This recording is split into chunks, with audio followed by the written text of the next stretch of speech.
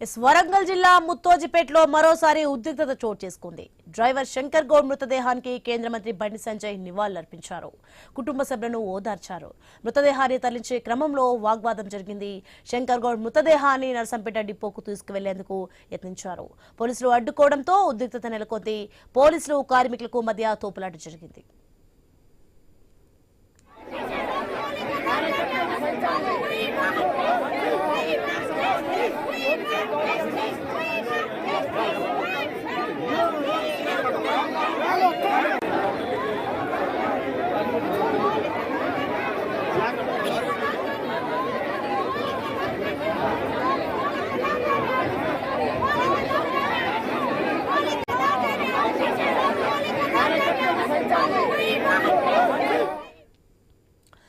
వరంగల్ జిల్లా ముత్తోజిపేటలో మరోసారి ఉద్రిక్తత చోటు చేసుకుంది. ఆ బ్రేకింగ్ మనం చూస్తున్నాం. ఇక డ్రైవర్ శంకర్ గౌడ్ మృతదేహానికైతే కేంద్ర మంత్రి బండి సంజయ్ నివాళులర్పించారు. కుటుంబ సభ్యులను ఓదార్చారు కూడా. ఇక మృతదేహాన్ని తరలించే క్రమంలో అయితే వాగ్వాదం జరుగుతున్న దృశ్యాలు మనం చూడొచ్చు. శంకర్ గౌడ్ మృతదేహాన్ని నర్సంపేట డిపోకు తీసుకువెళ్లేందుకు యత్నించారు. పోలీసులు అడ్డుకోవడంతో ఉద్రిక్తత నెలకొంది. ఇక పోలీసులు కార్మికుల మధ్య తోపులాట జరిగింది.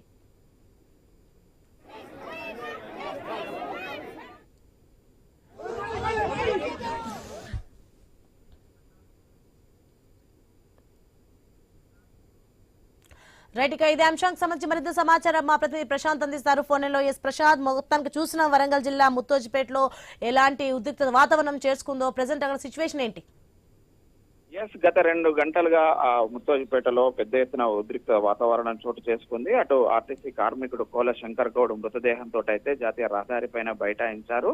అతను 22 ఏళ్ల నుంచి 30 ఏళ్ల మధ్యలో ఆర్టీసీకి ఎనలేని సేవలు అందించాడు. అతను నర్సంపేట డిపోలో పనిచేశాడు. ఆ డిపోకు తీసుకెళ్లి 5 నిమిషాలు మేము నివాళులు అర్పించాకే అతని మృతదేహానికి ఖననం చేస్తామంటూ అటు కుటుంబ సభ్యులు, ఆర్టీసీ కార్మికులు పెద్ద ఎత్తున భీష్మించి కూర్చున్నారు. అటు ఈ సమయంలోనే ఆ కుటుంబాన్ని పరామర్శించడానికి వచ్చి పార్థివ దేహానికి పూలమాలేసే సమయంలో కేంద్ర మంత్రి బండి సంజయ్ తో వాళ్ళు మొరపెట్టుకున్నారు.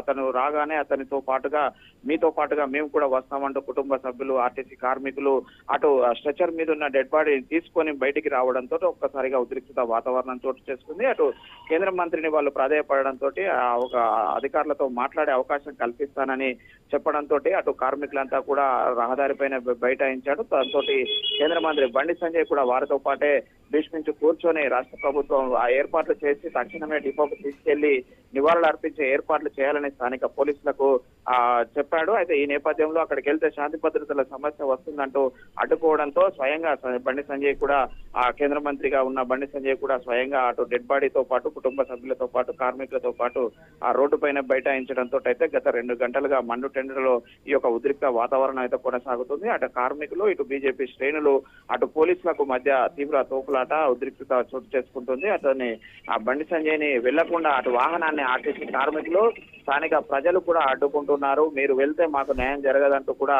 మీరు ఉన్నప్పుడే మాకు న్యాయం జరగాలంటూ కూడా అటు బండి సంజయ్ కాన్వాయ్ని సైతము కార్మికులు, ప్రజలు ఆపడంతో అయితే అటు అధికారులతో మాట్లాడుతున్నాడు. స్వయంగా Warangal police commissioner CP Sanpreet Singh కూడా ఆ ఘటనా స్థలానికి వచ్చాడు. డీసీపీ అంకిత్ కుమార్, ఇద్దరు ఐపీఎస్ కూడా పర్యవేక్షణ చేస్తున్నారు. అయితే రాష్ట్ర ప్రభుత్వంతో మాట్లాడుతున్న అటు సిపి ఎప్పటికప్పుడు ఆ ప్రభుత్వంతో మాట్లాడి ఇక్కడ సమస్య ఉధృతిని తెలియజేస్తున్నాడు. అయితే డిపోకి డెడ్ బాడీని తీసుకెళ్తే ఎలాంటి పరిస్థితి ఉంటుంది, అక్కడ ఇంకేమైనా ఆ శాంతి భద్రతకు విఘాతం కలిగేటువంటి చర్యలు చేపడతారా, అక్కడ ఏమైనా